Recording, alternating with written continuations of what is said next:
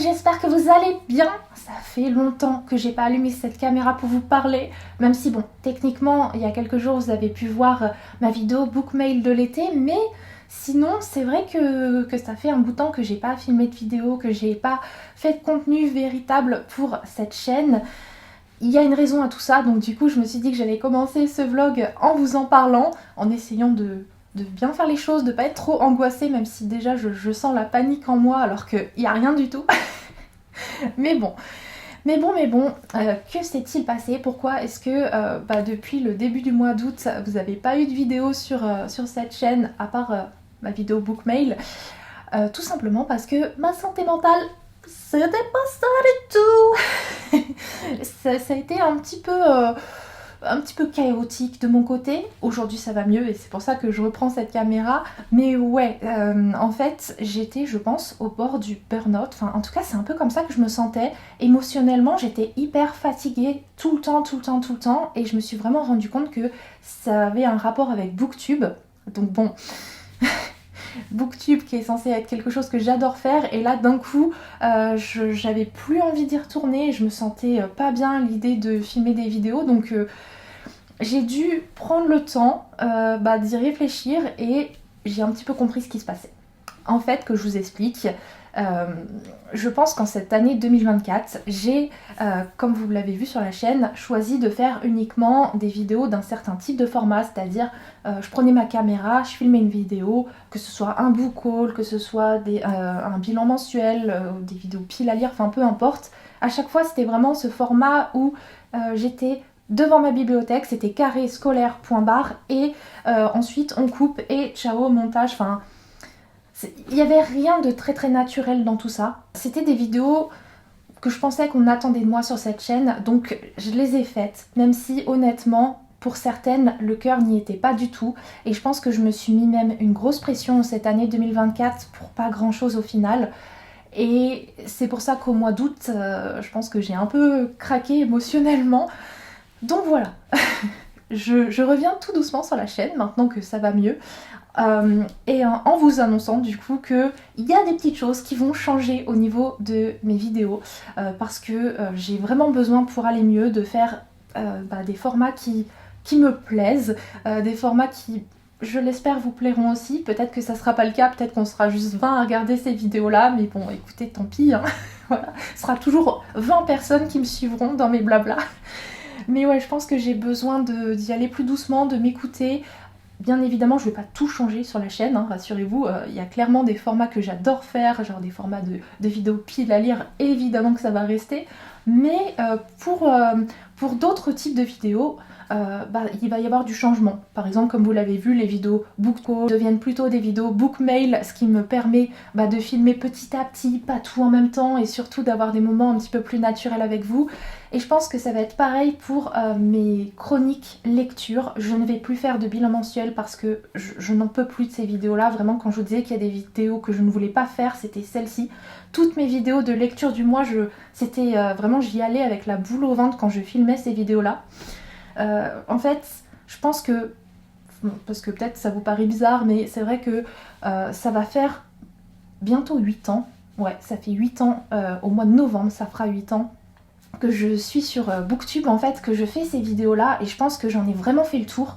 Je pense aussi que j'en peux plus et que ça ne correspond pas du tout à ma personnalité, que parfois ça correspond pas non plus à mon anxiété. Vous savez que je souffre d'anxiété et que c'est pas toujours facile pour moi à gérer, notamment sur Booktube. Et clairement des vidéos comme ça très longues où je dois juste chroniquer une série de livres à la suite des autres, ça prend beaucoup de temps, ça me demande beaucoup de concentration, beaucoup d'énergie que j'ai pas forcément. Et du coup je me dis que voilà, faire des vidéos plus cool en mode vlog lecture, c'est peut-être la solution. Voilà, ça va me permettre de filmer petit à petit plutôt que de filmer plein de vidéos d'un coup. Il y a le soleil qui arrive quand je dis ça. Genre j'ai dit vlog lecture, le soleil il a fait oui, c'est donc ça la solution. Non, en vrai, j'espère que ça vous plaira, j'espère que j'arriverai à rendre les choses bien. Je vais y aller petit à petit et puis on verra. Ça y est, le soleil s'est calmé. Parce que vraiment là, j'en avais plein les yeux. Maintenant que ceci étant dit, on va pouvoir parler un petit peu lecture parce que finalement, alors j'ai un peu lu au mois d'août. Je vous avoue que le fait d'aller pas bien émotionnellement m'a aussi provoqué une petite panne de lecture des familles, quoi. Enfin, petite panne de lecture, elle a duré, hein, parce que là, je m'en sors à peine et on est, on est bientôt à la mi-septembre, donc bon, voilà. Mais du coup, dans les petits romans que j'ai pu lire à la plage quand j'étais chez mes parents, j'ai lu 2 romans de Daniel L. Jensen, 2 romans du coup publiés chez Brajlon. Alors pour commencer, je les ai lus sur ma liseuse, donc je ne les ai pas avec moi. J'ai lu Un destin ancré dans le sang, je crois que c'est ça, le titre il est un peu compliqué, mais j'ai beaucoup aimé ce titre en vrai. Je vais pas pouvoir vous faire un long résumé parce que je les ai lus il y a longtemps, hein. Vraiment je les ai lus au début du mois d'août, donc voilà. Mais en tout cas, ressenti général, franchement, allez-y, foncez, régalez-vous. C'est vachement sympa, c'est une romantécie polaire et nordique avec des vikings, avec certaines personnes qui ont été un peu des élus des dieux et du coup ils ont en eux une partie de leur sang en fait, ce qui leur procure des pouvoirs et c'est notamment le cas de Freya, notre héroïne. Et Freya qui, à cause de son pouvoir, va attirer autour d'elle pas mal de personnes et notamment un homme qui va forcer Freya à l'épouser en fait, de force, hein. Voilà, c'est un homme très puissant et lui en fait, il y a quelques années, une prophétie a été faite sur lui ou pas, perso j'ai des doutes. Enfin bref, en tout cas, cette prophétie disait que si une personne de sa lignée épousait Freya, eh bien il pouvait devenir le couple le plus puissant de, on va pas dire du monde, mais en tout cas de l'endroit des terres où ils vivent, hein, voilà, et que ça peut mettre fin à des conflits, fin à la guerre, donc Freya n'a pas trop le choix, va se retrouver mariée à cet homme, sauf que le cœur de Freya va battre pour le fils de ce monsieur qui a le même âge qu'elle, hein, Freya, voilà, elle est très jeune et lui, son fils, il a à peu près le même âge, ils sont tous les deux la vingtaine, quoi, un truc comme ça, ou même la vingtaine un peu prononcée, mais voilà. Et bon, ce qu'il faut savoir, c'est qu'il n'y a rien d'ambigu, il n'y a pas de scène bizarre, olé olé, entre Freya et l'homme qu'elle a épousé, clairement, entre eux, c'est juste un mariage parce que la prophétie dit que, parce qu'on a besoin du pouvoir de Freya, mais sinon entre eux il n'y a rien de tout ça. Donc du coup ça rend pas bizarre le fait que Freya tombe complètement sous le charme du fils du monsieur. Et du coup en plus il va y avoir plein d'aventures entre ces deux personnages, entre Freya et le fils. Voilà, plein d'aventures, plein de côtés assez épiques, et puis une romance qui va se faire petit à petit entre les deux et franchement, c'est peut-être bizarre à raconter comme ça, je le sais et j'en conviens parce que je sais pas trop comment résumer ce livre, mais c'est vachement cool et j'ai beaucoup aimé la fin qui, à mon avis, amène sur une certaine trope de fond de family qui peut être vachement sympa à suivre, donc je lirai la suite avec grand plaisir parce que c'était un petit régal, ce petit homme là, j'ai vraiment bien aimé, j'ai beaucoup aimé voir l'attachement progressif des 2 personnages l'un envers l'autre, puis les aventures qu'ils vivent, c'est vraiment très très chouette. Et autre livre de Daniel L. Jensen que j'ai lu, c'est L'héritier insoumis, je crois que c'est ça, qui est donc le tome 3 de la saga Le Pont des Tempêtes. Voilà, j'avais lu les 2 premiers tomes, je m'étais dit je vais sûrement m'arrêter là parce que en fait c'est une romantécie où les 2 premiers tomes de la saga sont consacrés à un couple et à partir du tome 3 ça passe à un autre couple. Et j'étais pas sûre qu'en fait l'autre couple m'intéresse et puis vu que j'étais dans un moment où j'arrivais pas bien à lire, que je venais de lire Un destin ancré dans le sang et que je voyais qu'avec la plume de Daniel L. Jensen ça passait tout seul, je me suis dit allez autant continuer et lire ce tome 3, on verra. Et finalement j'ai vraiment bien aimé, même si c'est consacré à un autre couple, ça m'a plus plu que ce que je pensais en fait. Et j'ai été prise dedans, voilà, j'ai trouvé ça très sympa. Même si c'est un peu répétitif à mon sens par rapport à la saga parce que ça se passe en même temps que le tome 2, sauf que là on est focalisé sur d'autres personnages, en l'occurrence le frère de Lara, donc l'héroïne des 2 premiers tomes, et son love interest. Je vais pas vous dire qui c'est, mais normalement si vous avez lu le tome 2, vous savez. Et ouais, vu que ça se passe en même temps que le tome 2, il y a des choses, on sait un peu on sait que ça va arriver, on les attend avec impatience. Peut-être que ça amène un sentiment un peu de longueur à certains moments, parce que vu qu'on sait déjà ce qui va se passer dans le tome, on a un peu envie que ça arrive un peu plus rapidement.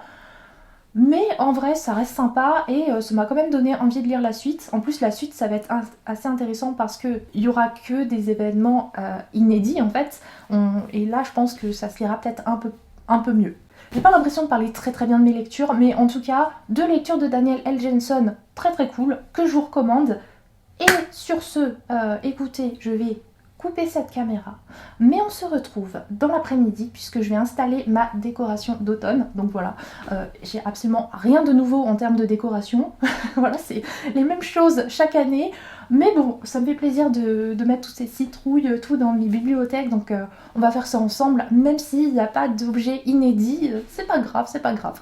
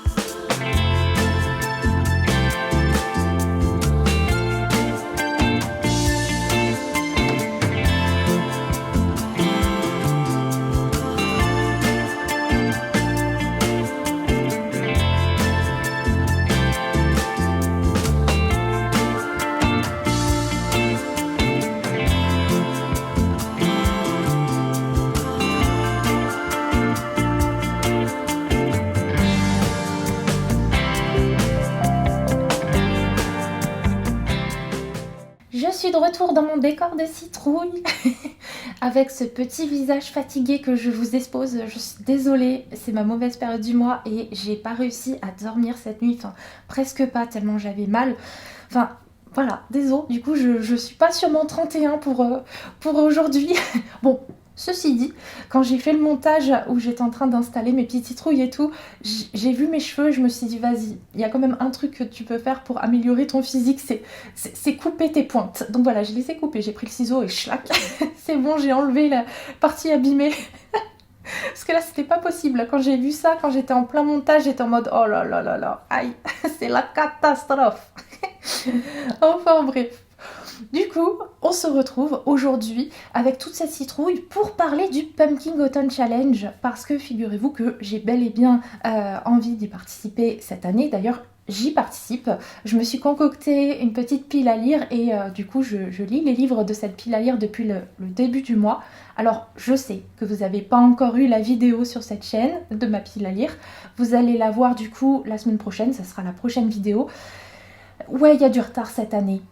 Parce que du coup ma santé mentale voilà, et parce que aussi c'est une vidéo qui j'avoue me met pas mal la pression chaque année parce que je sais que c'est un challenge que beaucoup suivent, beaucoup de gens aiment y participer et du coup j'avoue que cette vidéo à chaque fois ça me met une pression folle.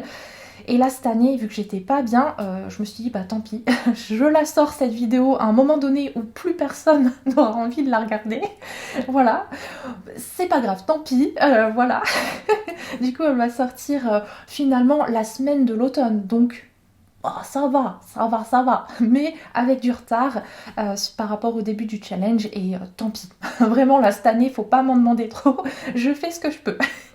Mais du coup, vu que je me suis déjà concocté ma petite pile à lire pour le challenge et que j'ai attaqué ces lectures-là, j'ai de quoi, justement, on a de quoi discuter.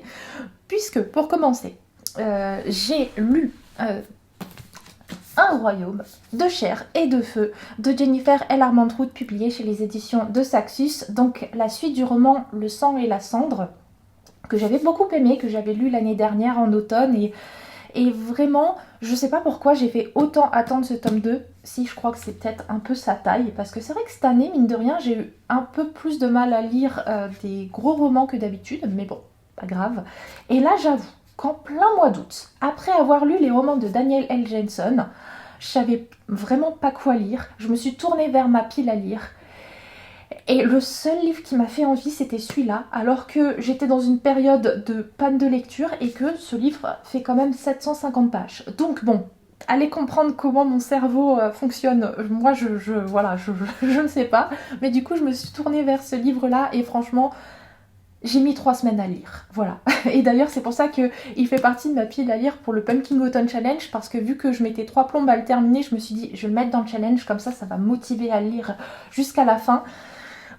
Et ça a fonctionné, voilà, tout bêtement. Mais ouais, non, en vrai, ce livre, j'ai mis 3 semaines à lire. Et il est long, mais il était vraiment bien. Franchement, c'est juste que je l'ai lu à une période où j'avais trop de mal à lire. Et du coup, ça m'a pas aidé, le fait qu'il soit aussi long. Mais franchement, il était vraiment cool. C'est une saga que j'aime beaucoup, Le sang et la cendre, que je vais continuer avec grand plaisir. Parce que franchement, je me suis rendu compte qu'elle m'avait manqué quand je me suis replongée dans ce tome 2, que j'étais trop contente de retrouver Poppy, que j'étais trop contente de retrouver Hawk. Donc ouais, dans ce tome 2, pour pas trop vous spoiler le tome 1, on va donc retrouver Poppy. Poppy qui est en pleine phase de déconstruction parce que tout ce qu'on lui a appris finalement depuis sa plus tendre enfance, c'était pas tout à fait vrai. Et du coup, faut qu'elle apprenne à se reconstruire en apprenant plutôt la vérité sur le monde dans lequel elle vit. Et le tout aux côtés de Hawk. Ah là là, celui-là. Et entre les deux, forcément, il va s'en passer des petites choses. Hein. Franchement, un tome rempli de scènes un petit peu olé olé, un petit peu et pas que. Ouais, pas mal de romances, pas mal de moments où ça s'envoie des pics à droite, à gauche, où ça se dispute, puis après ça se réconcilie. Puis en vrai, c'était très cool à suivre parce que au-delà de cette romance qui est assez marrante avec les deux, avec leur petit caractère là, il y a vraiment tout ce côté lore autour du monde dans lequel ils vivent, tout ce qu'on va découvrir petit à petit, c'était hyper intéressant. Il y a des personnages aussi qui entourent nos deux héros, qui les accompagnent dans leur quête et qui sont attachants.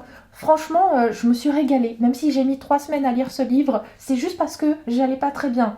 Mais sinon, je vous assure, il est vraiment cool. Et je pense que je vais pas mettre 1 an pour lire le tome 3, parce que j'ai trop envie de lire la suite. Vu comment se termine ce tome, ça fait envie. Donc ouais, un tome 2 plutôt, un tome de transition, justement, mais qui donne très envie de lire la suite et qui était très intéressant. Et puis, autre livre que j'ai lu, du coup, pour le Pumpkin Autumn Challenge, et je l'ai terminé mercredi à peine, c'est After Love, ouais, de Tania Barnes, publié chez le livre de poche jeunesse.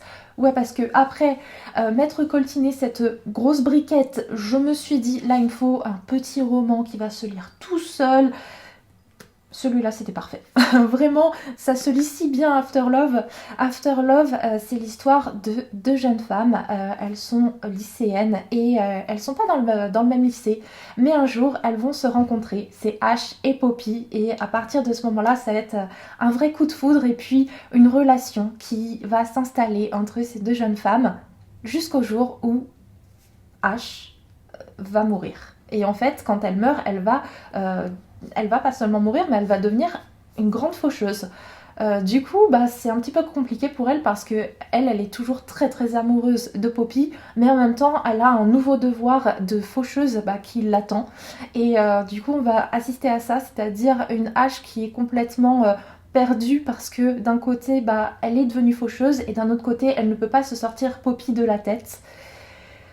Et que dire sur ce petit livre? En vrai, j'ai bien aimé, je l'ai trouvé sympathique. Mais c'est vrai que je m'attendais un peu à autre chose. Et j'ai aimé suivre ces 2 jeunes femmes, Poppy et Ash, mais je sais pas, peut-être que j'aurais voulu que leur histoire soit un peu différente.